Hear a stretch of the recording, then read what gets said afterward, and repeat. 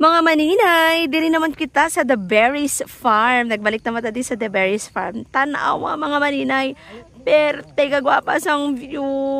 Kadto na kamo diri may ara pag diri nga strawberry picking. Kag, oh my god, 360 degrees. Ang palibot, oh my god. Tapos ara siya diri banda. Makita mo na dira ang Mount Matutom. Dira banda. Kinanglan ko lang siya kapangitaon. And then, Mount Apo. Hindi ba?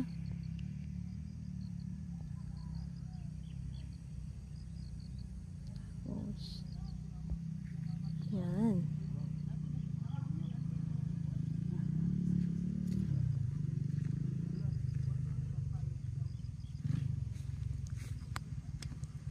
Yay! Kadto na ka mo diya.